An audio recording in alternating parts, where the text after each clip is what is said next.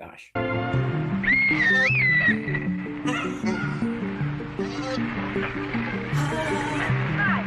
Rules in action. Rules that keep things going smoothly and fairly. Rules that help us get where we're going. Help us work together, play together, and live together. Of course, in small groups, we sometimes get along without rules.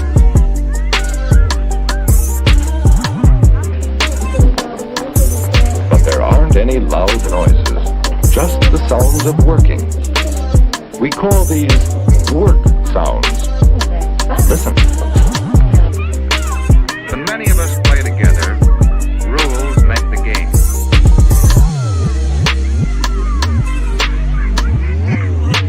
Rules help us play fair with each other, so all can enjoy the game.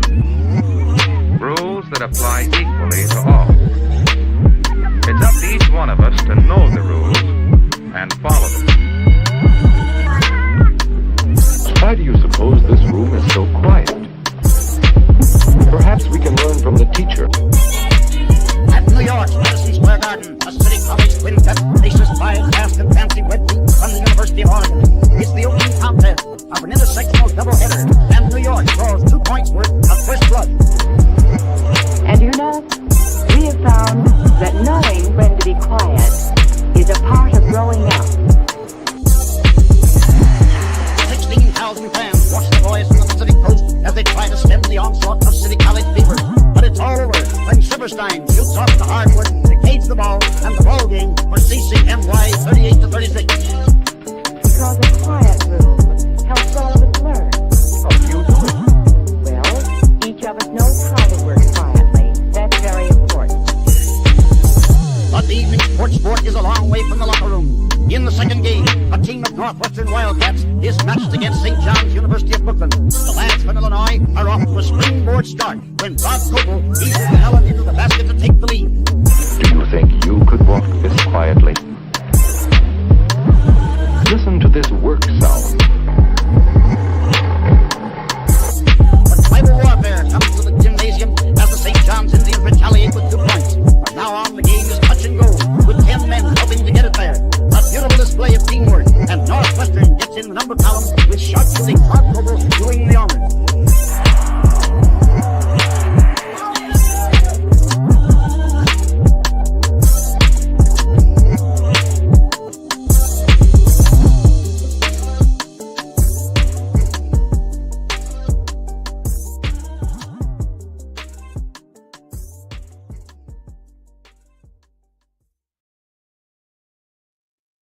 Hello, everyone. Welcome to Learn the Game, where you learn if you got an F for effort. And today we're going to be talking about if Michael Jordan actually had a bag that could translate to today's NBA, or if he's just a product of his time. Before we get into that, Politicus Rex, how are you today, sir? Coping. All right. With the state of basketball, I understand. So Rex, with this, I know we've gotten some recent attention on the channel. If you're new to the channel and you're watching here, please comment. Please, we'll drop the link if you'd like to come up and chat with us. Otherwise, really, what is the deal? Is Michael Jordan a product of his time for the skills that he had, or is he an all-time great skill wise? What are your thoughts? Well, this is, it's funny you word it this way, because when we first, just 2 minutes ago, we're talking about what exactly we were going to talk about today. You didn't word it that way. And the way you just worded it is actually a lot more profound and a lot deeper and better conversation. So kudos to you, Dart, for coming up with that.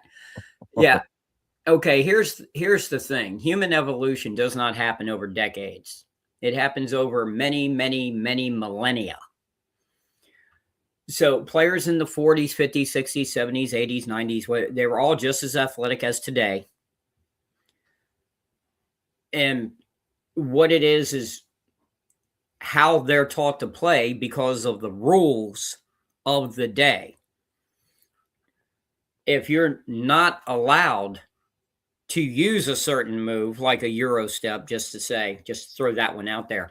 If that's called a travel by every official in every game, everywhere on the planet in 1950, then no one's learning it. It's not that they can't do it. It's not that they don't have the footwork, the dexterity, the ability to do it. It's they're not allowed to do it.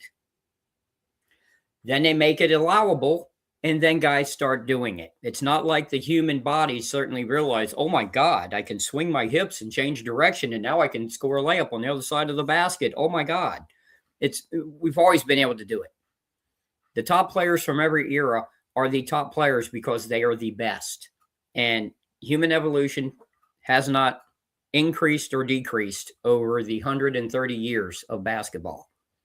It is what they're taught to do, the realm of creativity, and then what the rules allow them to do.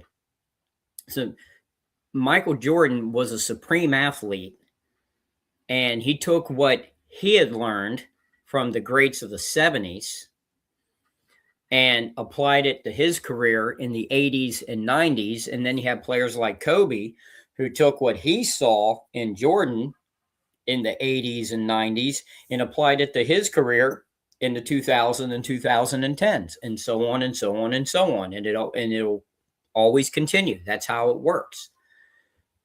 But the bottom line is fundamentals. Fundamentals don't change. They are the physical rules of the universe, so to speak, for any particular sport. They're what works because they've been doing it for so long, and certain things always work with the rules that are provided. Today, you sit there and you talk about ball handling. Well, ball handling is probably overall the most important skill to have in any ball sport, being able to use the ball that you're playing with, whatever ball it may be. Okay, well, there was a time in basketball when it first began that dribbling wasn't permitted. So are you going to compare that guy to a guy 50 years later that was dribbling a 4-panel leather ball on a lousy court? And then are you going to compare that person to, Oscar Robertson, Magic Johnson? And then are you going to compare them to Kyrie, where nowadays every ball is absolutely perfect? They're all multimillionaires playing on courts owned by billionaires. So every court is perfect. Their shoes are perfect. The training regimens are perfect. Are you going to compare that to back in the olden days and say, well, that player wasn't able to do those things? So that's all. When you have kids today, I hear them constantly talking about how back in the 90s that those guys couldn't play today. Of course they could. And then you have the opposite. You have people saying, well, if LeBron played in the 80s and 90s, he wouldn't be able to play. Of course he would. He would play differently because of the rules and the strategies of the day. He'd be more like a Karl Malone. He would be forced to play more of a front court position because of his size and athleticism. He'd be a Sean Kemp type of player, but he would still be the great player. And guys like Michael Jordan, if they played today, would be the same. Now, the one difference to Jordan's career playing today is I think you would actually see him playing more small forward than shooting guard. We know he could play point guard.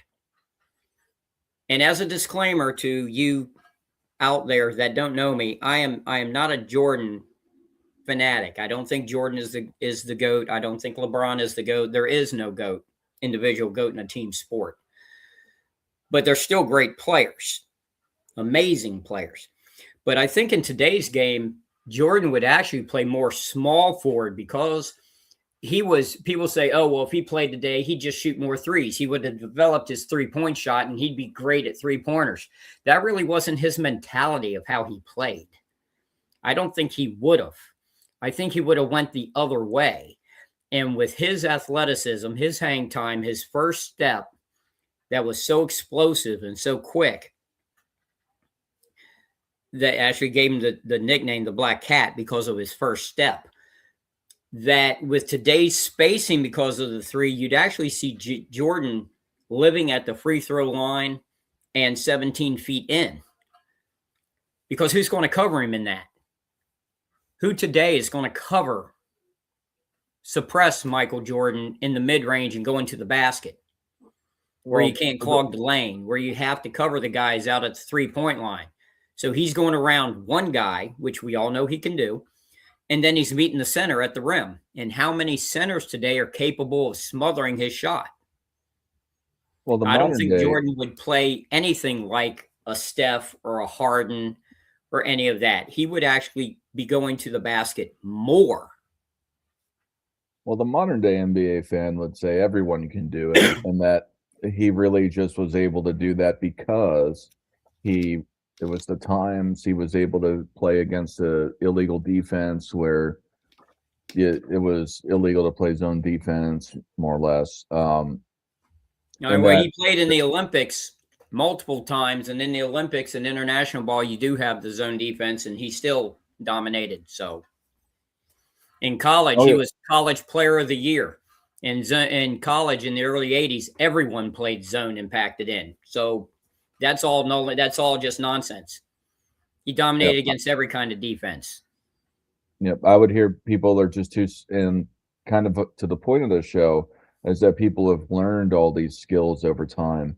So and that Michael was only exceptional for his time, and now today it's a normalcy.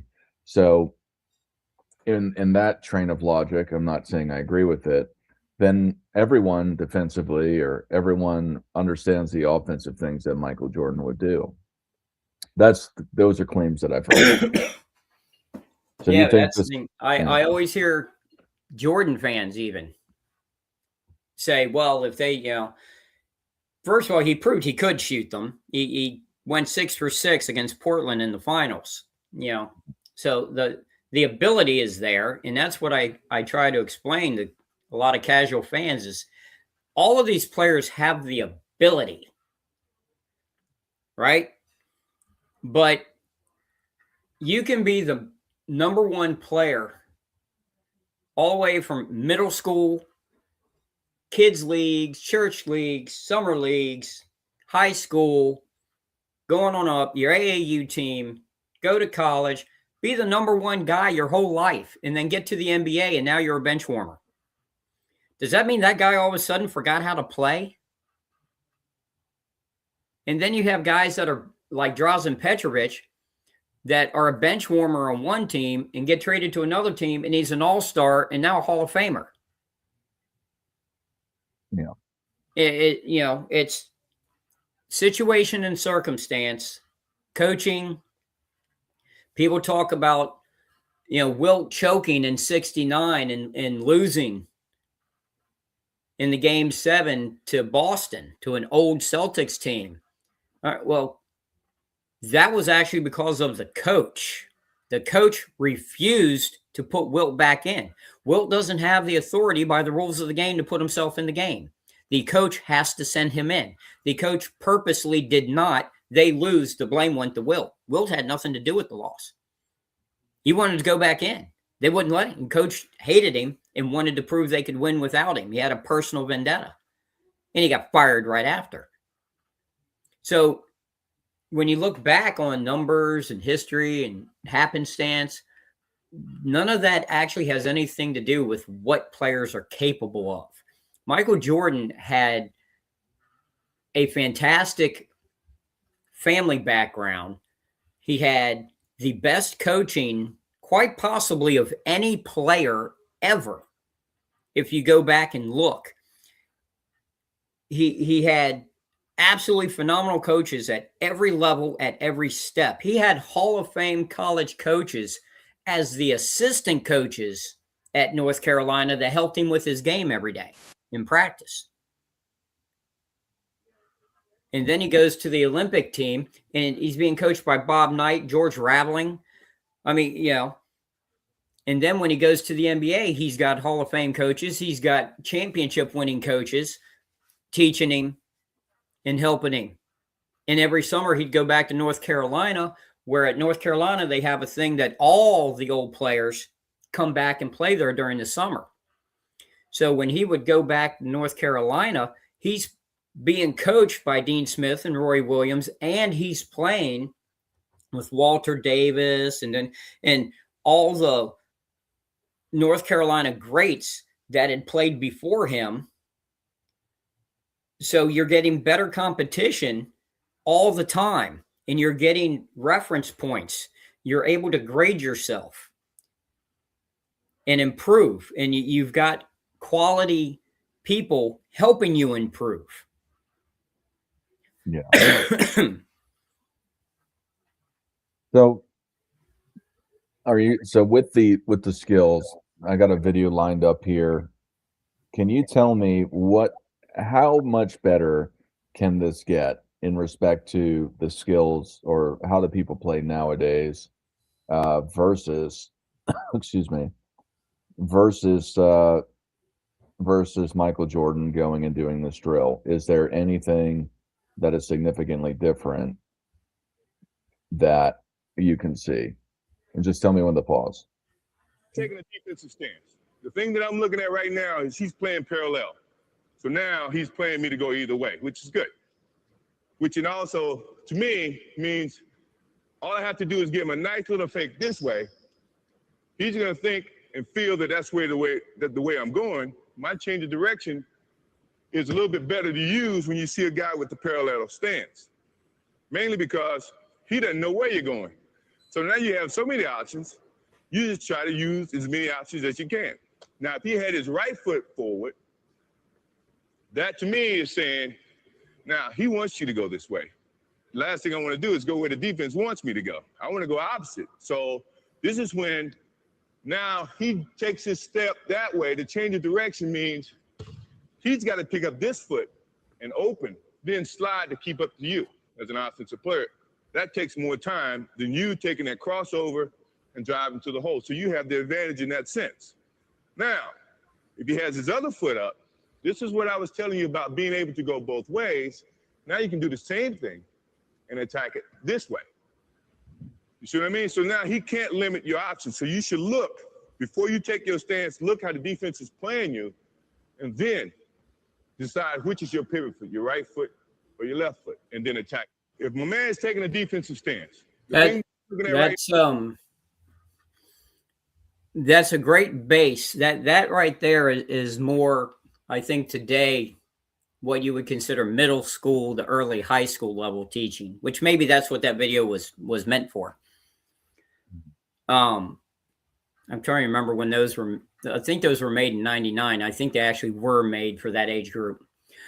But yeah, I mean, that's the fundamental starting point, and this is why when I coached, I used to always take defensive. I always thought offensively, when dealing with the ball and when dealing with motion, fundamentals are extremely important. Always the I'm trying to remember the old football coach at Green Bay. Can you help me out here? Oh, I'm not sure. But from the old 60s, one, I'm not sure. Won the first Super Bowls and all that. Then he went to I'm Washington. God, I can't think of his name. Anyway, he said his game plan was, we're not going to do anything that the defense hasn't seen. We're just going to execute. We're going to stick with the fundamentals. Lombardi, there you go. Thank you very much. You can always count on aircraft carrier.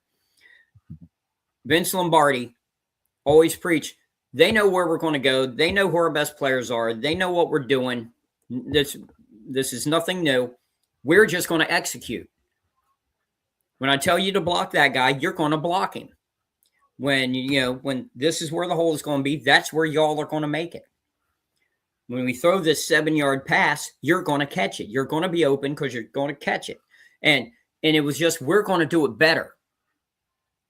And that's what fundamentals teaches you. In basketball, where it's a constantly moving game, it's more important. If you can control your body, and I always teach my sons this, if you can control your body, you can control the game. Because in basketball, there are more physical errors than there are mental errors.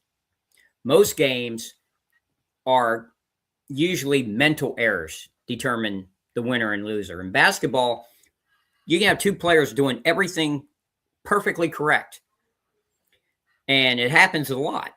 And then it ends up going to just the physical error, the guy that slips, the guy that, swats at the ball and he's trying to be at this point, but his hand is off by 1.5 inches and he ends up fouling instead of hitting the ball. Tiny, tiny things like that. You're putting the ball on the backboard. You put it just 2 inches too high, hits front of the rim and comes out instead of going in. Physical errors determine the champion in basketball far more than in any other sport. So fundamentals offensively are outrageously important. But I believe fundamentals defensively are ridiculous. Because every player's been to the same camps. When you talk about these players, they've all played AAU against each other.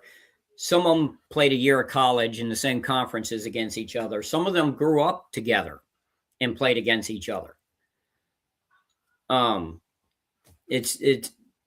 So when you go to all these camps and they teach you this is how you stand on defense. Okay, well, you're supposed to be defending your basket. And as Bill Russell said, defense is the most offensive part of my game. And what he meant by that is, so many people sit back on defense. They sit back, wait for the offense to make a move or start a play, and then react. If your defense is reacting, you'll never win. You have to attack the ball. And I used to always teach to attack the ball. I don't want you in that little proper defensive stance that they always teach, because that's telling the offense which way they should go. You're giving them away your defense. But offensively, you need to have the strict fundamentalism because you're trying to work as a team, as a cohesive unit. So you're not only, when you're doing a jab step right and then you're going left like he's teaching there, it's not just a one-on-one game. Okay? It's not just a one-on-one game. The rest of the offensive players have to move to different spots according to what the guy with the ball does. Right? So if you fake them out, basically you're giving up a one and done. Either you make it or you miss it, and that's the end of the possession. There's no offensive rebounds. There's no picks and screens. There's no bailouts. There's just you go 1-on-5 and we sit and watch and then go down the other end. So offensive fundamentals are so very important. And like I said, Jordan always had fantastic coaching. And what he was showing in that video has never changed. What changes is where you use that stance. Like obviously today, most offenses start at the 3-point line because the 3-pointer is so prevalent. So you want to draw the defense out because they have to cover it. So you pull them out and then you move the ball around to see what, depending on your player personnel and the coaching, where you want to get a shot from. That's another thing that casuals don't understand is this isn't the you down at the Y, and this isn't playing out on the playground or you in the driveway. Everything is predetermined. These are the best players in the world. And when you see one guy do a move and go one way, and then you see other offensive players run to different spots on the court, it's because it's already been decided that this is what's going to happen. If he goes this way, then you need to go here, and you need to come over here, and you need to be the trailer, and then you need, all that's decided at this level. That's what training camps are for. In preseason, they work on it all during the season. All of these things, there are no what ifs. There's, I didn't know that was going to happen from a teammate. Everyone knows where everyone is supposed to be when each particular guy has the ball in a certain position, running a certain play. But the thing about the fundamentals is it seems today the rules have been so relaxed, and they started being relaxed in the late 70s, early 80s. They started loosening rules at one point, rules were put in place for the first, 70, 80 years that the game existed. The rules were put in place the same way rules of any game are put in place, to make it a level playing field, right? Yeah. So it's fair for everyone. Then professional sports started making stupid money. and that changes the business philosophy of the league, what their goals are, and what's achievable. And it stopped being about the highest level of pure sport, and it began becoming about entertainment.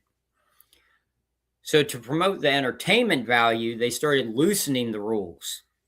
So these crazy athletic competitors could show off their athletic ability. Whether they won or lose didn't matter. They became billionaires or millionaires anyway. So it didn't matter. It used to be, there was a time that the only way you could make money was you had to win. Only the winning team got their contracts renewed and got raises and got bonuses, that type of thing. Now it's all guaranteed money. It doesn't matter anything else. Aircraft carriers 70s was my favorite era of basketball. It was amazing. But when they started opening it up and making it, allowing athletics and loosening the rules, it meant the fundamentals were less important. The fundamentals taught you how to do a jump stop. The reason you had to do a jump stop was because back then there was no gather step. There was no half step extra driving to the basket. There was none of that. So you had to do it perfectly. And that's what Jordan is showing in these shorts, is the fundamental way of how it is supposed to be, the way it was taught for really 70 years. And it wasn't until the loosening of NBA rules that it no longer is as effective. Obviously, somebody with a very strong fundamental base is going to do well, obviously. But it's not the determining factor like it used to be. So that's the question is, I know you said that the fundamentals haven't changed, but is that really a true statement in respect to the baseline of skills that the kids today that play basketball are taught? Is it, now I don't teach basketball, but I see all these videos on YouTube where these guys are flipping over their entire hand over under the basket, trying to teach these dribbling drills. And I understand that fundamentals is supposed to be the baseline of things, but have the fundamentals evolved where there's more to it now due to the rules changes and the allowance of certain activities, particularly in the AAU, and hopefully for a lot of these kids trying to get into the NBA, that they're being taught a certain set. No, we're talking two different things here semantically. Fundamentals, by the definition of fundamental, they don't change. Yeah, they don't absolutely. change. Yeah, they don't. That's the issue. The thing is, fundamentals are based on rules. It's like physics and laws of nature. Okay, well, if the laws of nature change, if we're on Mars instead of Earth, then the laws of physics also change. Doesn't mean that they no longer are true. They're just not in this particular sphere of influence. The proper way of doing a jump stop, proper form in shooting a basketball, proper two-handed chest pass, preferably to a player and not to the basket from 40 feet away. All of these things are certains. They're certainties. They're the way to do it with the least amount of variable for mistakes. The reason coaches tell you, fundamentally, you jump straight up on a rebound, you grab the ball with two hands, you pull it down, you keep it chest high. Okay, well, why is that the fundamental? Well, because if you jump up and you jump into somebody, it's a foul. It can be over the back, it can, pushing, whatever. If you try and grab it with one hand, you can fail to secure it. It can get knocked out of your hand before you secure it. You could lose the possession. When you bring it down, you want to hold it at chest height right here, because that is where you have the most strength and it's least likely to get knocked out of your hand. If you hold it up here, a bigger guy can pull it out or knock it out. If you hold it down here, a guard can tangle you up and get a jump ball and get the alternating possession. But if you hold it right here, any player has to physically reach and grab it, which is a foul on them. And they can't take it away from you, because you're using your chest, your shoulder, your back muscles to hold it, as well as your hands. That's why that fundamental move is there. Now that they call the game different ways, does that change that is the most secure method? No, that is still the fundamental method. But because of the laxation of the rules, it makes less of a difference now. Yeah. But the fundamental is still the fundamental. Okay. Yeah. This is a great question. Aircraft carrier, are fundamentals considered a bag? Your bag, as I understand it, and maybe it's changed from back when I grew up playing, but your bag was how many moves they used to say back in my day, you say in your pocket, not in your bag. What you got in your pocket? What can you pull out? And that's almost always referring to one-on-one moves against another player, which I would secretly work on my quote-unquote bag by myself or just with one or two friends, but I never showed it to my team or in real games, because I always preached bag is irrelevant. If you make the proper pass at the proper time to take the proper shot, nobody needs a bag. If you move the ball to the open man, you set picks and screens, and you're able to just make an open set shot, you'll always win. But a bag is how many finishing moves can you make off of that fundamental? Like what Jordan was teaching there, as far as the jab step and then counter move to the other side. Okay, well, what do you do then? That just gets you the spacing to take a shot. But then what kind of shot do you take? Do you pull up for a jumper? Do you continue to drive to the basket? Do you take one dribble and do a leaner? Do you go all the way to the rim? Can you go right? Can you go left? Can you double pump? Can you fade away? What are you doing off of that fundamental is your bag. Some people only have two options. They either take it all the way to the basket or they pull up. Other guys have 15 options, like a Kyrie, off of that one fundamental move. That is the bag. But the bag begins with the fundamental, because if you don't have the fundamental footwork to create the space, it doesn't matter how many different types of shot you can make on your own in the backyard. It's how many. It's like if you want to do it, okay, everyone knows Jordan's last shot is a bull, right? Yes. He goes right to the free throw line. He pulls up on Russell, pushes or didn't push, whatever argument you want to make. He rises, he hits that shot, and he holds it. Can you make that shot, Dart? I mean, sometimes. But you can make a pull-up from the free throw line, can you not? I can, yeah. So can I. So can a couple of my daughters. So can every high school kid I've ever seen play. It's not what makes you great is not being able to do something that other people can do. It's being able to do what you're supposed to do against anyone. Yeah. Now, could I do that? Could I make that pull up on the free throw line against Byron Russell? No, he'd eat me alive.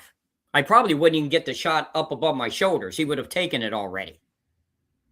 Yeah. And that's what fans don't understand. It's a two-way thing. It's just, you're just not playing one-on-one in a driveway.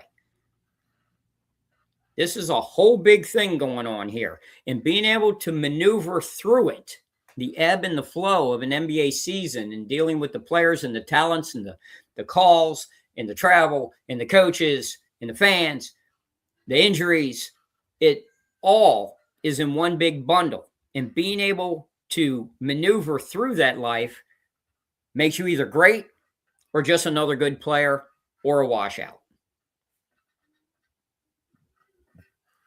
Yeah, and that's what I meant by it. I could sometimes do it. I'm pretty good at the free throw if I've been practicing for a while. But at the same time, what I meant by I can do it sometimes is it depends on who's defending me, and it depends on who's, etc. It depends. But that also right there is a difference between great players and good players. Mhm. When I asked you, can you hit that shot? Well, sometimes. Yeah. You see, that's not Michael's answer. Okay. Yeah. You ask him, can you hit that shot? Every time. Against anybody in any situation. And Yeah. that's the difference. So many times it's confidence. I've seen so many players that when I just play with them loosely, we're just playing like before practice. They're teammates of mine back in the day, that before practice, we're just running up and down the court. It looks like a modern NBA game. We're just running up and down. No one's playing defense. We're either chucking up 30-footers or dunking and all that. And, before the coaches walk in, blow the whistles. And Yeah. I had teammates that looked like God status. They could dunk 20 different ways. They'd pull up from 35 feet. They take one dribble over half court, pull up and drain 3-4 in a row. But then the game starts, the team starts, and they have to play under a structure, and they can't handle it. They're sixth men, seventh men, first, second guy off the bench, never even a starter. But when we're just running around playing loose, they're dominating the whole team and making all of us look stupid. But they couldn't play underneath in a rigid, organized structure. And why? Because they didn't have proper fundamentals. So with that said, do you think that fundamentals are the purpose of fundamentals is to support the 5-on-5 game and in respect to these individual skills that we were seeing Michael doing? So if you watch these, are they more so to support a 5-on-5 situation, or are they more so to support a 1-on-1 situation? And if it's both, why? Which one does it support more? Well, it's for all of them. That's why, once again, we're back to the word, the root word. Fundamentals. It always works. That's the whole point.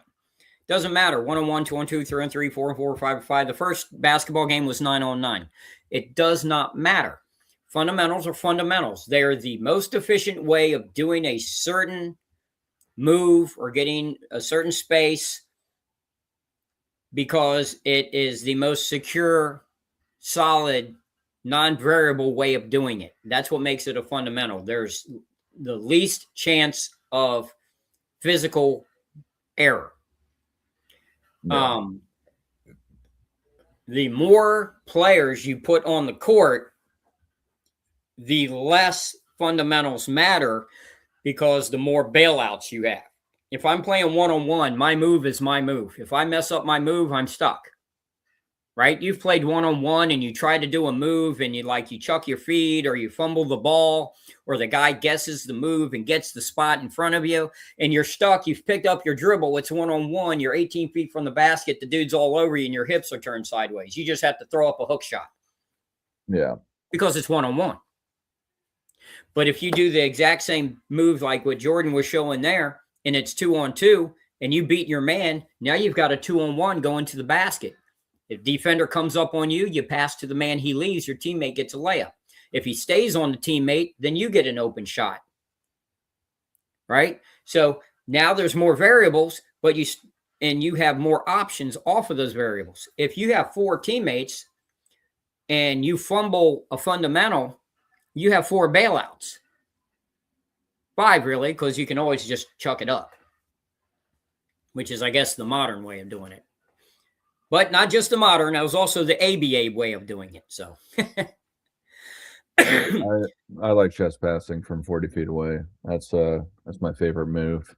yeah, well, At the basket. To be Steph clear. perfected it. Yeah. Cheers to Steph. Played with his dad, by the way. Awesome stuff. His dad made 13. Dell made 13 turnaround jump shots from the center court circle Well, at a basketball camp. Yeah. I saw it. Only one even hit the rim. Wow. But that was in his heyday. That was when he was an active NBA player. So he was stroking, you know, that was his livelihood. That was what made him rich. So that was what he did. People forget how good his father was. His father could do everything that Steph could do to a point. He could shoot 97% as good as Steph can. Yeah.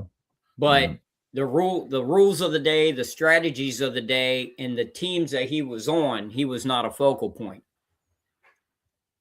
You know, you realize, I believe at one time, he was on the same team with Mark Price and Steve Kerr.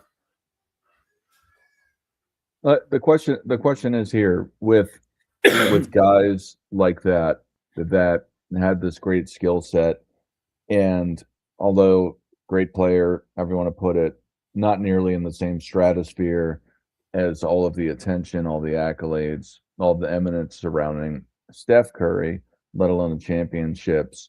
I know you mentioned the rule changes, the culture of the game, but really, how can somebody identify an all-time great player that didn't meet all that kind of typical criteria for somebody to say that you're great? How can you identify these types of people across time? Let's say Del Curry never had Steph Curry, and he just was a great shooter back in the 80s and 90s. How could somebody tell that he could have been an all-time great or was an all-time great in a lot of these same circumstances? Well, that's the thing. It's only casual fans don't know. Mm-hmm. I mean, if you followed back then, if you played back then everyone knew what Dell could do with the ball. I think I think Kemba Walker took his record, but until Kemba Walker, Del Curry was the all-time leading scorer for the Charlotte Hornets. Oh, wow. Okay. He was an NBA franchise's all-time leading scorer. So don't act like the guy ain't great. All right. Yeah. What it is everybody wants to focus on individual, you know, how many All-Stars, how many MVPs, how many, all that is different. You know, that's, as you always hear me say, situation and circumstance. You have no control. You and I were having a conversation about Pippen and Wilkins. And you mentioned how many first-team All-NBAs Pippen had as opposed to Wilkins. Well, that's because Wilkins came in the league like 2 years after Larry Bird. So when Larry Bird, who played the same position, was winning 3 MVPs in a row, yes, Dominique got second team. He was not considered better than Bird. And you know what? Pippen wouldn't have been either. Pippen didn't start getting his until after Bird and Dominique retired. So it's all situation and circumstance. That's why you can't go by individual, especially voted statistics and numbers and awards. People talk about the eye test. The problem is 90% of people doing an eye test have no skill themselves, so they don't know what they're looking at. Yeah. I mean, they won't sit here and argue basketball. Some guy that's done nothing except play on a playground or maybe was a bench warmer in middle school and his kids play and he watches NBA all the time, you know. Well, I love Pippen too. Pippen is fantastic. But when you sit here and you talk about eye test, well, how many games with players of this caliber have you been on the court in? If your answer is none, then your eye test is not equivalent to mine. Yeah. You know, we have different levels. It's like I have a relative that's going to have heart surgery in a couple of days. Okay, well, if I had to pick the surgeon and the surgeon was being picked off my eye test, I have no clue. I wouldn't be able to pick, okay, this surgeon's better than this one because they're how they're able to handle that scalpel handling drill. That's just that's the better. You know, that's you got a bunch of amateurs that have no idea what they're talking about the eye test. You have no clue. Yeah. I have little clue. I have some clue because I was in it. And I was in it not trying to get mine. I was in it just reveling in the amazement of it all. When I was injured, I was sitting in the league office, or not the league office, but the team office. I was learning how does the travel work? How does that get scheduled? How do do the leagues, how do they coordinate the games, and like the schedule comes out and the schedule's set and everything is set up. Okay, well, if you got, for us, if you got 12 teams in the league all over an entire continent, plus a little over, one team wasn't even on the same continent. And then you sit there and you're scheduling the games and you're scheduling the hotels and all the press type of stuff that goes with it. And then you got individuals having to deal with injuries. Okay, well, if you get injured on the road and it's a serious injury and you have to go to a hospital halfway across the country from where you live and where your home team is based. Okay, the team moves on and they go on to the next game. What happens to the guy that's still in the hospital, with that cracked bone in his foot, and they don't want him to fly because it's going to swell? Okay, well, how does he get back? How do we deal with that? See, I know about that stuff because that's what I wanted to learn, because I thought I was going to have a career in basketball. So I was trying to learn all that stuff. But that stuff that casual fans have no idea about and know nothing about, have no feel for, no empathy for, and they don't get it. Yeah. But well, I would leave the guy with the crack foot in that hospital somewhere in Southeast Asia. And you want to know the truth? You want to know the truth? It depends on how much the team is paying him. Yeah. Yeah. If you're the third point guard on the team, you're left behind. If you're the starting small forward, who is also the starting small forward on the national team for the Olympics, he gets a special airplane going just to get him. Yeah. And in some cases, the home team doctor flies halfway across the continent to go see him in the hospital. So it's a tiered society, so to speak. There are kings and there are serfs. And even though I don't like the water, I was pretty good surfing. Yeah, there's and then you're catching E. coli and all that stuff. But no, luckily, no. No, yeah. Thank God McDonald's are everywhere. You could still get E. coli even back in the 80s. Yeah. No, but with that said, the eye test, and then just the aspects of knowing if somebody's great or not across all time. I think that, do you think that videos like this Michael Jordan video helps you if you're an amateur, if you're new to watching the game, or you want to improve your eye test capability? Yeah. Absolutely. These are what you shouldn't be watching highlights and lowlights. Instructional videos are everything. Now, the thing I know, I started in preparation. When you went this way with the channel, I started watching a lot of instructional videos. And the thing I noticed about instructional videos today, and these are former NBA players who are now coaches, college coaches, assistant coaches, ball handling coaches and stuff like that at the NBA and other, or in the developmental leagues, G League, stuff like that. But the stuff they're teaching, it almost feels forced. Like, they're having to come up with new ways to try and make an old point. Mm-hmm. Like I see guys sitting here with, this is a basketball practice, and they got 2 tennis balls in their hand, and they're like juggling them off the wall. Yeah, it's like, okay, that's great. That's a cool trick. All right. How does that help you get past your man with 4 seconds to go and you're down by 1?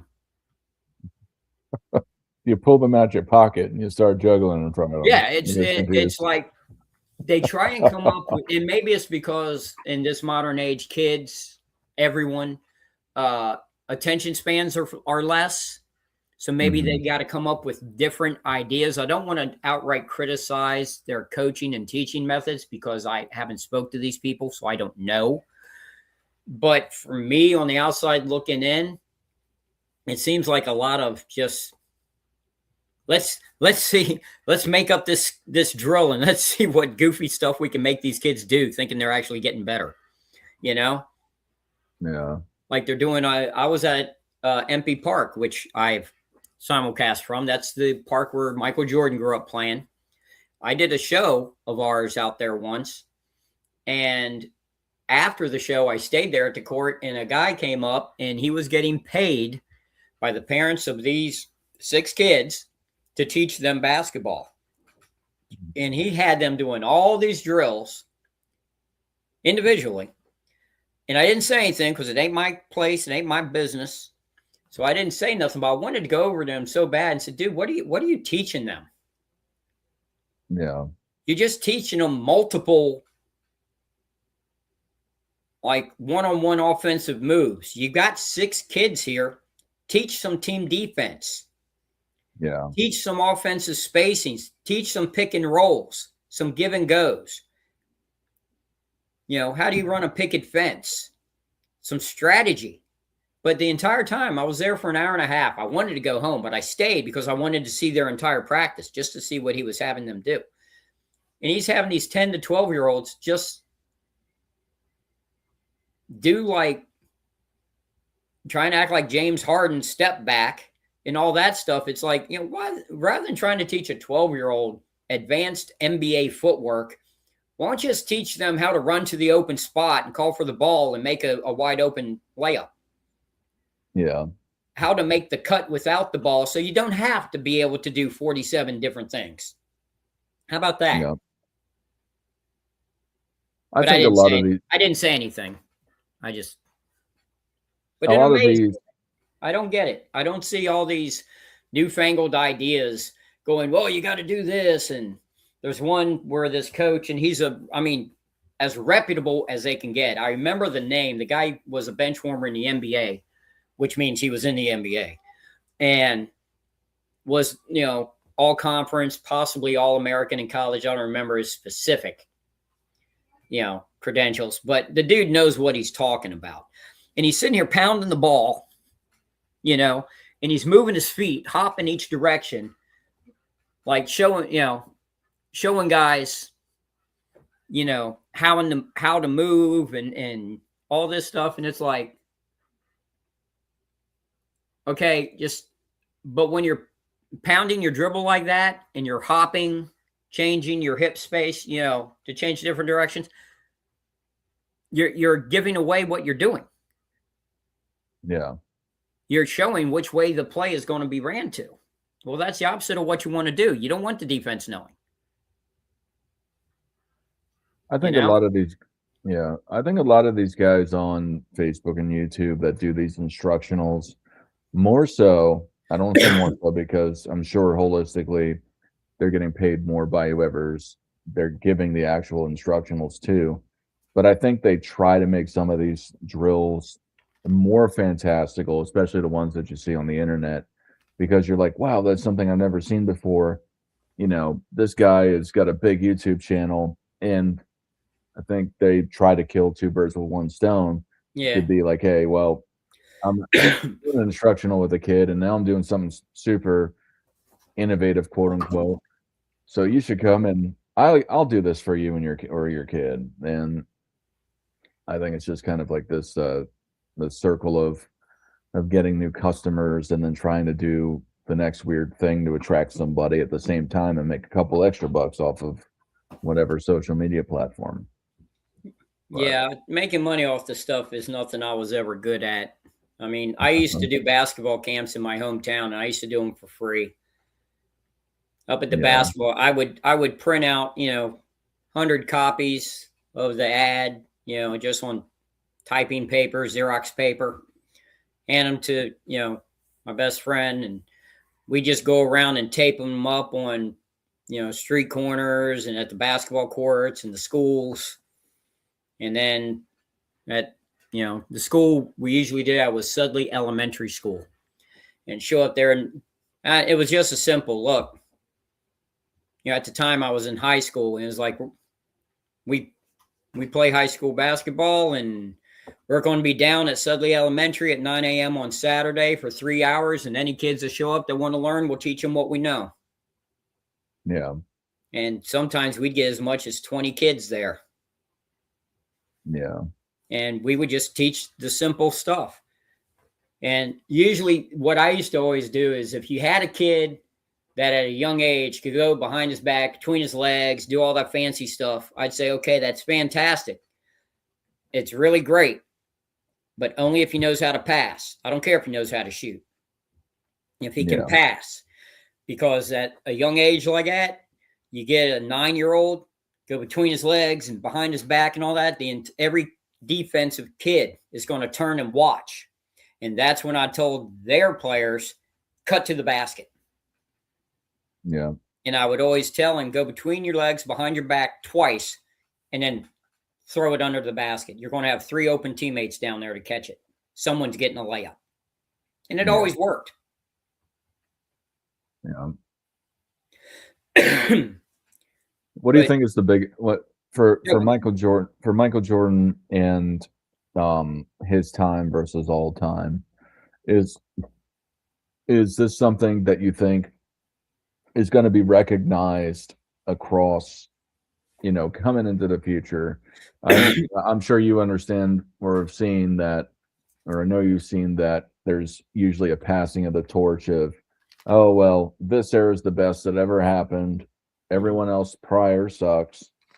Do you think that it's ever going to be realized that guys like Michael Jordan had great fundamentals that they would have been able to play in today's era, and this applies across all time? Do you think that this will ever be realized in fan culture? No, because the NBA won't let it, because that's not their business model. Business model put forth by David Stern was, whoever's playing today is the best we've ever had.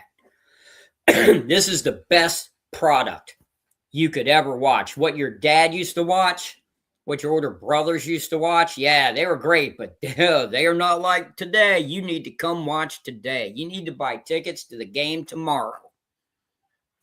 That's how you become billionaires. Truth be damned, it doesn't matter whether it's true. That's how they make money. I just watched a college game yesterday, LaSalle against St. Bonnie's. It was a fantastic just display of traditional basketball. It was amazing. It was the best game I've seen in a decade. Easily a decade. Yeah. Absolutely phenomenal. They took threes. They made threes. But it wasn't the whole game. They were doing back screens, cutting to the hole, working around the weak side. They were getting it in the post. You had guys penetrating. You had guys demonstrating their athletic ability. You had hard pressing defense. You had everything. It was a fantastic game to watch. It was pure basketball, uncorrupted by the dollars of the NBA and the quick click of the dunk or the 35-footer.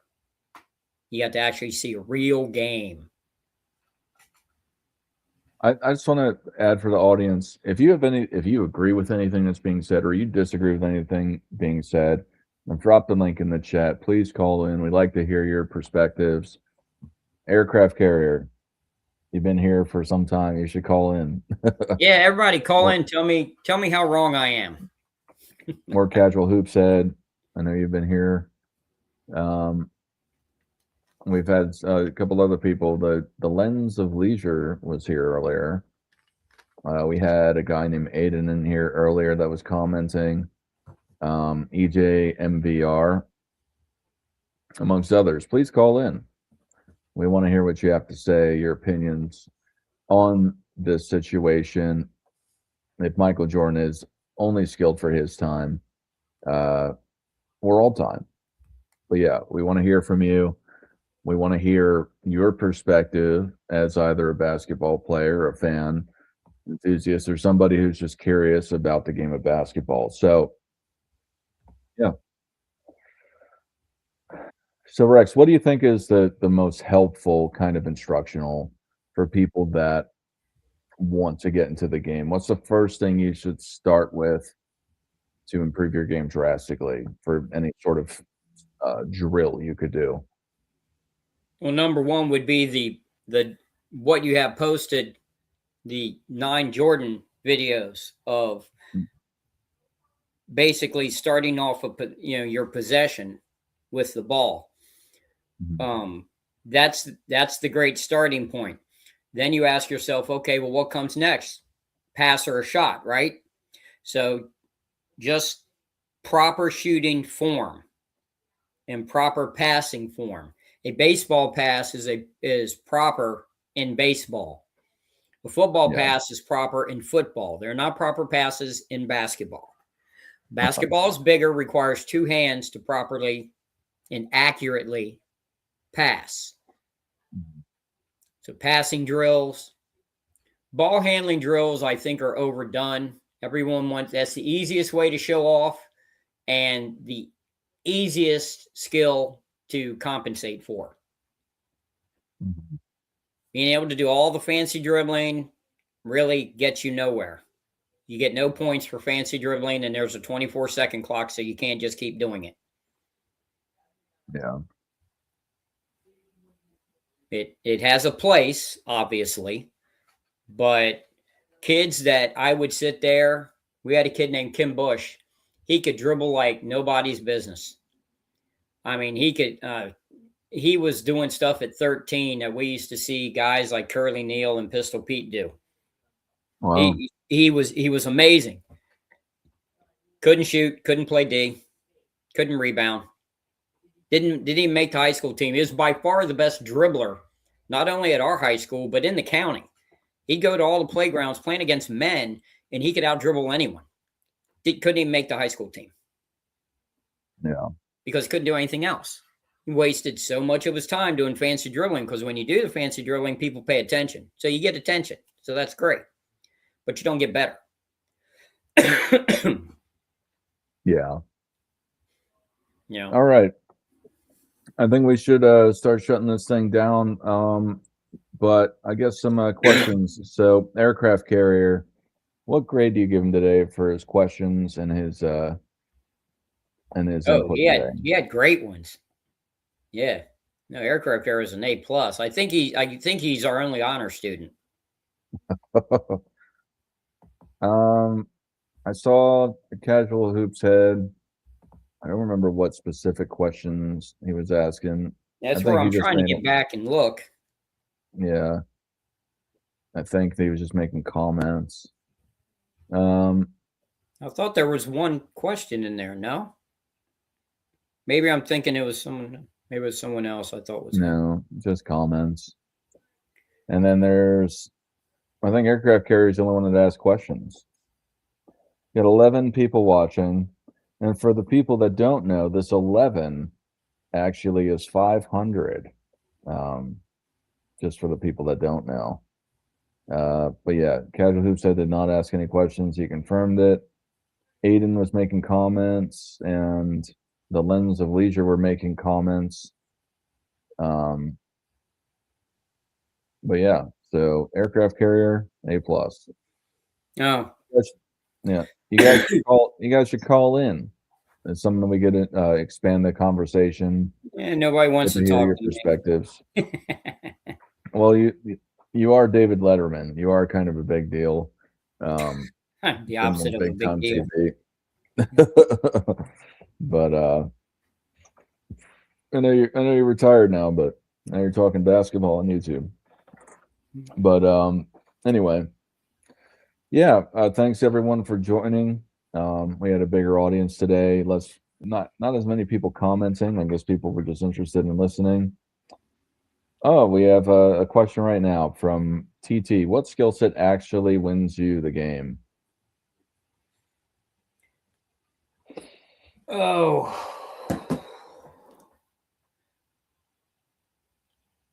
We were talking about a specific skill on the court, a physical skill, because what actually wins you the games more likely than not is your basketball IQ. I mean, I've played games. See, you guys look at me. You see me, right? I walk out on a court. No one's sweating, right? They see the old guy with the beard, the glasses that, I don't even own basketball shoes anymore. Nobody's sweating me. I still beat everyone because I understand the game better than they do. That's the number one reason. But if you want to talk about a specific skill that a young player should attempt to perfect that will most help his team, number one is free throws. And number two is being able to make as accurate a 15 to 18 foot pass as you can. Those will lead to winning basketball more than anything. You don't have to dunk from the free throw line. You don't have to be able to hit 30-foot threes. You don't have to do any of that. If you know how to pass and you know how to hit all your free throws, you'll always find the open man. Guys, your teammates will always get easy shots, and you will never hurt your team. And that's the big thing. I learned I was never the best player on my team. I was never top 3. But I always kept progressing because I never hurt my team. When I came in, the team never lacked. And that's what I hung my hat on, is I'd go in the game. The other team would never get a run going while I was in the game. And that was my worth. The coach could trust me spelling the starter for 2 minutes at a time every quarter. And that's how many, minutes I usually average, was usually 6 to 8 minutes a game. And it was just spelling at the point guard spot and notching up the defense. But the number one thing is understanding the game. If you watch a basketball game, this is the challenge I used to always give to kids that I would teach. Watch a game, right? Watch a game, whatever, on TV, recorded, however they do it these days, the DVR, whatever. When you watch a game, never watch a guy with the ball. Make it a point to always take your eye off the guy that has possession of the ball and learn to watch what everyone else is doing. That's when you learn how to play basketball. Bill Russell had the greatest quote. Everyone knows at the pro level what to do with the ball when it's in their hands. But there's 10 guys on the court and only one ball. What you do when the ball is not in your hands determines the winner. And that is the truest thing I have ever heard in all of sports. Absolutely. Casual Hoop said, you don't know until you try. And no question or no comment is a stupid comment. It's about sharing and trying to learn if that's where you feel like you are. And then just really having a conversation, because this is the platform to do so. We're inviting you to call in. So we'd like to hear from you. Now, there's a difference if you just don't want to call in. That's fine. But if you're nervous about calling in, please don't feel nervous. We'd like to hear you and your opinions and and have a conversation with you. I disagree with Casual Hoops Head completely, brother. If you are a Casual Hoops Head, you are exactly who we want to call in. You can ask any question pertaining to any part of the sport that you have a question on, an interest in, and we will do our utmost to give you a responsible answer. That's Maybe what not. we're here for. That's I'm what we're kidding. trying to build. This is the instructional channel. That's why all the shorts with teaching. Everyone wants to show highlights of these guys in the NBA. That doesn't help the casual player get better. We can't do those things. Yep, instructionals and NBA history, NBA context of how things came to be. But yeah, no, please call in. I consider myself a casual basketball fan. I think I have some more enthusiasm than a lot of people in respect to what I like about it, but I don't think I'm particularly super knowledgeable about basketball. I enjoy talking about it. I enjoy learning about it. So if you have that kind of enthusiasm and passion for it, which I imagine you do, since your username is Casual Hoops Head, Yeah. that would be I think it would be perfect if you call in. Yeah, this Might isn't be an a problem. argumentative debate style show. It's not like if you call in and you have a misconception about something that we're going to like make fun of you or ridicule you or turn it into an argument and belittle you. That's not what we do. We're here to try and show you what the game is really about, not what the homogenized product that the NBA puts forward to make billions of dollars a year is about. But what the actual I'm not a Jordan fan, a LeBron fan, a Shaq fan, a Kobe fan, whoever you want to name. I'm not a fan. Okay? I'm not a fan at all. I'm a fan of James Naismith. That's who I'm a fan of. I have no favorite player. I have no favorite team. I love the game. Like I said, that college game I watched yesterday was just so much fun to watch. That was just, oh man, that basketball was so fun to watch. I, on the other hand, am a fan of a lot of these guys, and that's not a problem to be a fan of things. That's just how Rex approaches it. He's not a fan of the homogeneity. Well, did we ever go? Do you remember the whole? Did I ever give you I'm sure I did multiple times. Why I'm not a fan? Len bias. Yeah. Back then, I was a high school senior, and I was just a huge Len Bias fan. Used to watch him play. I'm from that area. I saw him. Never got to play with him on the playground. I was at the playground when he was there. Temple Hills was where they were playing, and I couldn't get on the court. And then by the time I got picked up, he left. So I never got to play against Len Bias or with Len Bias, but I got to watch him close up, literally 3 feet away from me, right there on the court in front of me. I got to see him obviously on TV. I got to see him at home games at Cole Fieldhouse. You know, I had his jersey. He was the player I was a fan of, and when he died, I was done. So that was the end of that. Question, is basketball ruined now? No. Basketball absolutely is not ruined. The NBA has chased dollar over substance. And at some point, any businessman will tell you there's a tipping point to that. And they're reaching it. But basketball as a sport is as phenomenal as it ever was. And that game yesterday reaffirmed me of that belief. Yeah.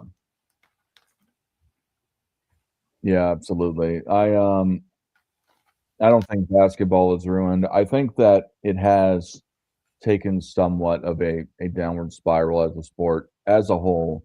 And especially, it doesn't seem to me that it's as casually played across neighborhoods as it used to be. Um, it doesn't seem that people have the enthusiasm now. I'm not saying it's basketball itself. It's a cultural thing with, I think, a lot of the smartphones and the tablets and all that sort of things. It seems like kids don't just go out and play basketball like they used to anymore. I have a theory on that. Mhm. It's trifold. Three different layers, all Yeah. simultaneous. Number one, basketball has become a hardcore sport.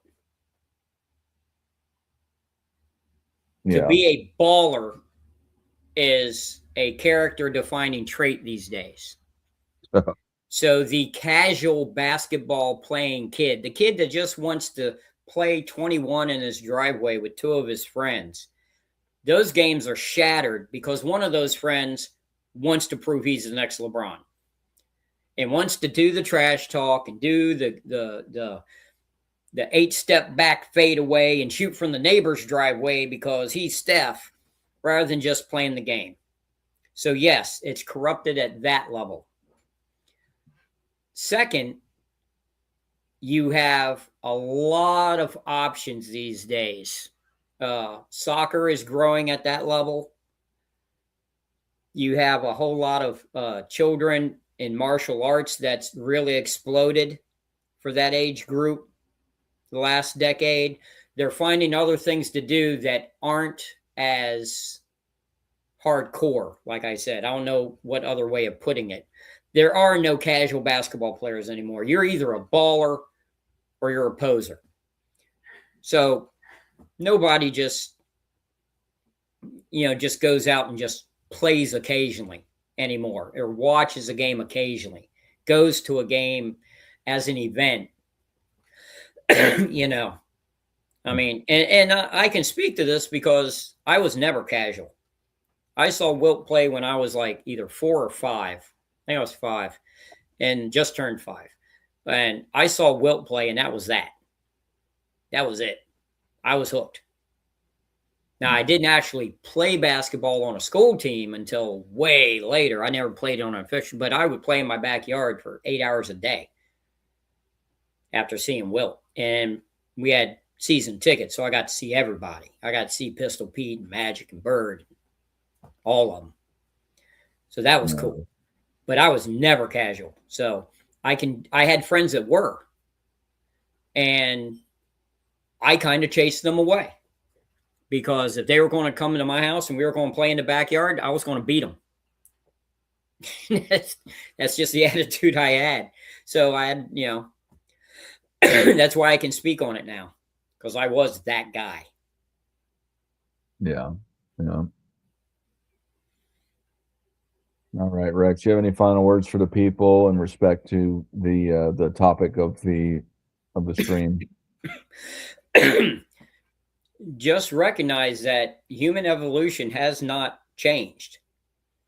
And if you were to take Bob Cousy, if you want, or, Andy Phillips, whoever you want to pick, Slater Martin, you take any of these top NBA point guards from the 1940s and 50s, and you drop them in 2026, and you give them the time to learn the new rules and new methods and play with the new equipment, they're going to be just as good as the top NBA players of today. Human evolution does not change. So give them their respect. Absolutely. I want to thank everyone for coming. I think it's a great topic, a great conversation to have about really where basketball society is. Are these things good for you to learn? Is Michael Jordan really a relevant all-time great? I think these are things to consider when you look at things like these instructionals and you look at conversations that are being had along basketball culture. So I appreciate you all for watching. I hope you got something out of this. I'd love to see you guys call in the future. It would be great to have other people call in, put their perspectives in. And if you do disagree, please disagree. It's fine. In respect to the debate style thing that Rex was alluding to, please feel free to disagree. The show is not supposed to be negative or toxic, so we'll just have a respectful disagreement. And try and Yeah, stick we're just to our talking piece. basketball, guys. We're just talking Yeah. basketball. We got a last question here. All righty. Could Michael Jordan maintain the same dominance championship-wise if we take out Scotty and Rodman and put Drexler and Barkley, etc.? Let me answer this first. I think no. I think that really the team makeup is really dependent on roles and personalities and being able to share the ball more so. Drexler and a Barkley were both ball dominant guys, even though they played in the triangle in respect to the Chicago Bulls with Michael Jordan. I think that their impact would have been affected in respect to what they were known to be good as. Not to say that they couldn't have been successful. It's just that the way they were playing up to that point, if you were to put them in with the success of the triangle offense and Phil Jackson, I would say they would not have been as dominant. What are your thoughts, Rex? Well, no, they wouldn't have, obviously. This is where it's learning the team game. When you get to the NBA, you can be the greatest player you've ever played. With you can be the best in your high school, in your state. You can be the best. You can go in college and be conference player of the year. You can be an All-American. You can be all that. You go to the NBA, you're still a rookie, and you're not the team leader in 99.999% of teams. Someone else is the team leader. Someone else gets that role. So you have to adjust. Barkley was never comfortable in a supportive role. He struggled when he was with Julius and with Moses. He talks about it regularly and how much he needed Moses's guidance to get through those early years to become the main guy. He would not have worked with Jordan because Jordan would have been the main guy, and you're saying Barkley would now have to take a back seat. He wasn't going to take a back seat. Drexler would have been more likely, but I've seen some comments from Drexler that make me think that maybe he might have had an issue playing second fiddle as well. Although he had the skills to play like Pippen. He could have been Pippen skill-wise, physically. He could have filled that role perfectly. But I don't know if mentally he would have accepted being the number two. Pippen was a number two. This was my argument with Dart talking about the whole Pippen against Dominique thing.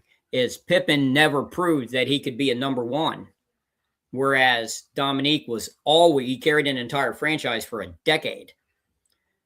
And with integrity, and was that guy. And that's the difference maker to me. Now, you need Scotties. You need Rodmans. Now, the question I would ask, if Grant had stayed, so they never got Rodman, and they had Grant through the entire string, both three-peats, I think they still could have done. I think Grant could have done what could have been in Rodman's place, and they would have kept winning. Yeah, I think that's I'm unsure, but I think maybe to your point is that I think that's a more likely situation versus putting those other guys in there, that they would have been as successful in that second part of their championship run. I don't know if Grant would have wanted, because there were the issues with Scotty, of him wanting to, especially after Michael left, he didn't get that game-winning shot, kind of had an attitude problem, had an attitude problem after getting injured.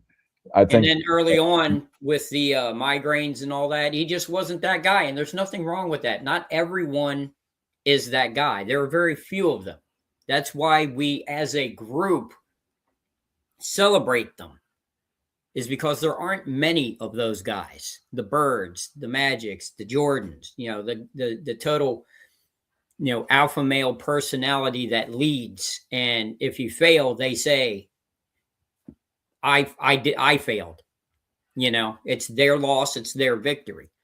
There's very few of those guys that have the ability, the mindset, and honestly, the charisma to make other people follow them, because that's a big part of it.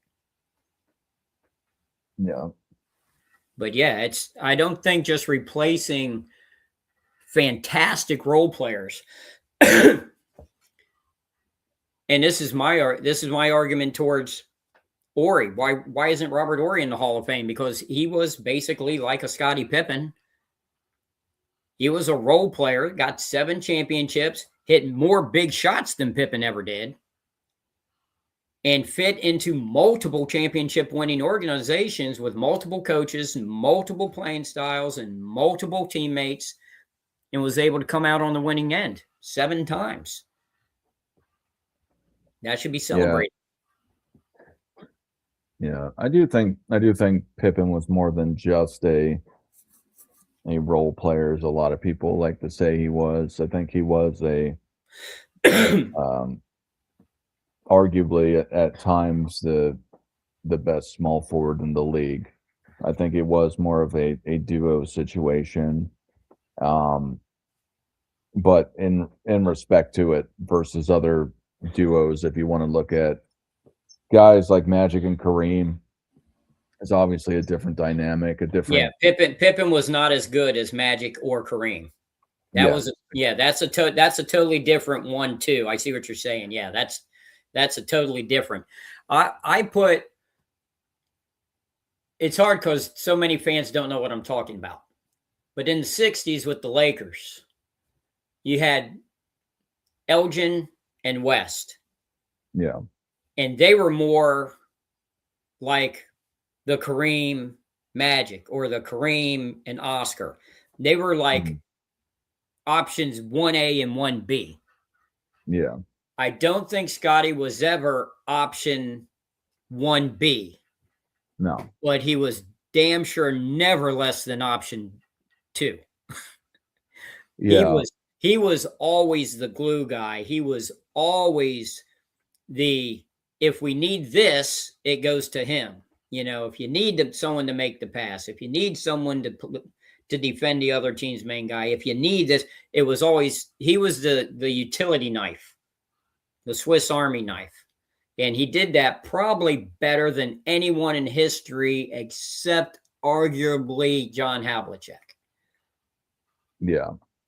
John Havlicek was a fantastic number 2 for a long, long time.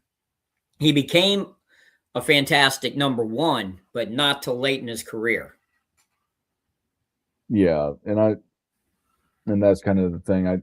I get what you're saying with when Bill Russell was on the Celtics, but the aspect, I think that's one thing that people undervalue with Scottie Pippen is his capability to just blanket statement do everything, and it was something that wasn't as fantastical as Michael Jordan with the highlights and the icon that was surrounding him, although Pippen got a lot of the extra shine onto him because of Michael Jordan. Which is a shame, because he really deserved a lot of that shine just for his own play, regardless of who he was with. Yes. And but he was still, does everyone look, not everyone, look, if you want to put it in a football standpoint, not everyone's Tom Brady. Someone has to hike him the ball. Somebody has to block. All those passes he threw, guys had to catch them. Yep. Okay, not everyone is that guy. With Chicago, Jordan was that guy. Putting Barkley, who was another one of those that guys, on the same team does not create a better team. That's why super teams so rarely work. That's what super teams are, right? When you get a whole bunch of number one options and put them on the same team, and you automatically think you're going to win everything. It never works. It never works. Philadelphia tried that in the 70s and into the 80s. They got one championship out of it. And the one championship came when the super alpha came in and turned all the other alphas into Bs. And they won. When they tried to play, they got to numerous finals. What was it? 77, 80, 82, 83. I know I'm missing at least one in there. But they kept getting to the finals and losing because they kept trying to play this three-pronged attack with three alpha male leaders on the team. And they'd always get to the finals, but they always lost. And it wasn't until they got an alpha male leader in Moses that made the other alpha males take a step back. And they stopped playing that way. And they just played through one alpha, and they won easy. Well, it's never easy, but you know what I mean. Yeah. And that's the thing. It would not have made Chicago a better team if they had had Barkley and Drexler. For one thing, your great player, Jordan, is a perimeter player. You don't want to get another perimeter player. Barkley was a high-scoring forward. You don't want to take points and take the ball out of your main player's hands. The one I would argue, if Ewing had gotten to Chicago, they would have had a Boston Celtic-like run, I think, because Ewing didn't need to score. If you watched Ewing in college, he could completely dominate a game without the offense running through him. That's how he was developed. And if he had been with someone like Jordan in the pros, it would have been just monstrous. Do you think they could have won with because that would have obviously there's the butterfly effect.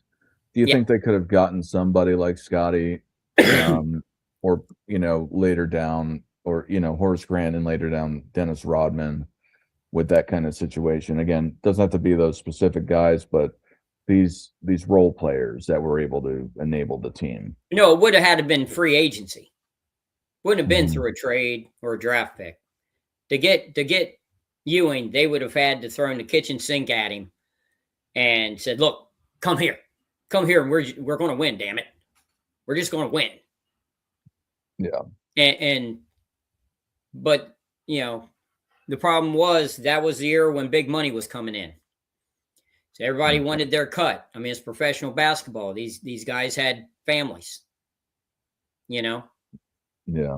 So winning took a back seat because now once they guaranteed contracts, you don't have to win to make a living. See, it used to be back in the old days, the only teams that stayed pat were the championship winning teams because it was a superstition. You win the championship, you don't cut a player.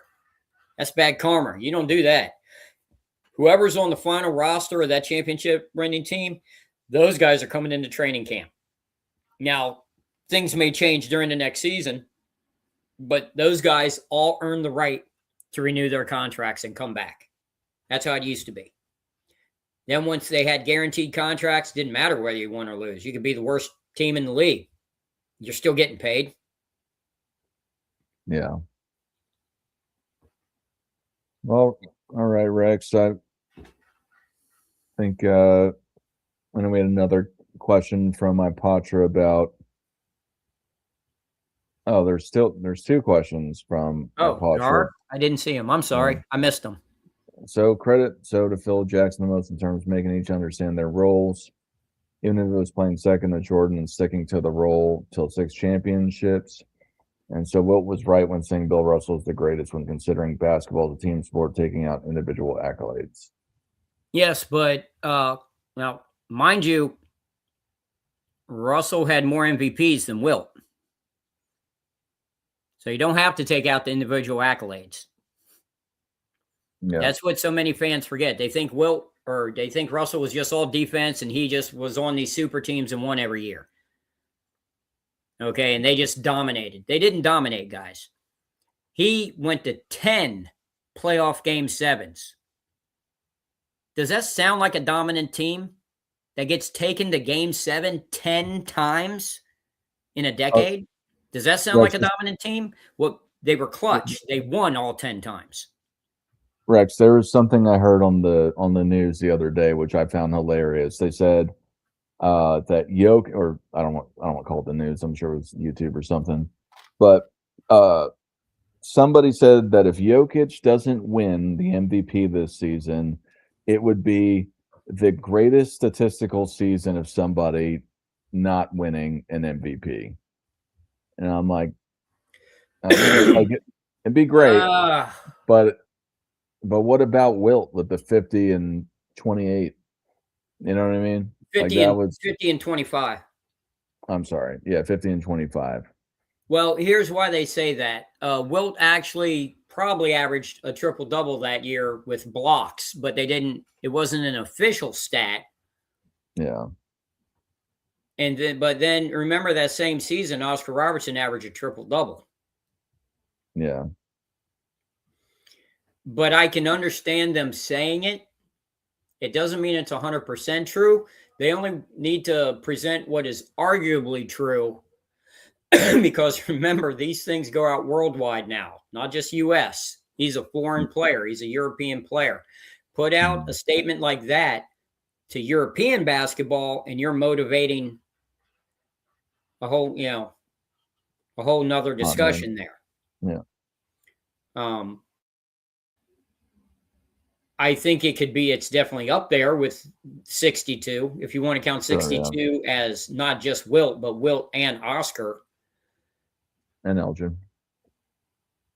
Elgin was pretty good. Yeah, but Elgin, you have a legitimate knock on Elgin in that he only played home games. So there were you always play better at home, do you not?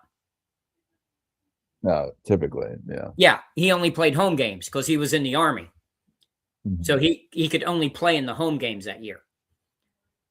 Yeah. So there's a legitimate knock against him. Well, he never had to play on the opponent's home courts. So, yeah, that's going to knock your stats down. So there is a legitimate, if you're arguing stats.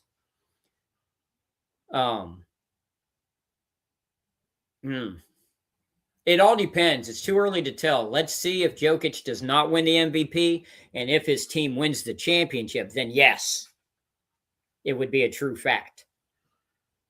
To have the guy that wins the championship and has this amazing season, but yet they still don't give him the MVP.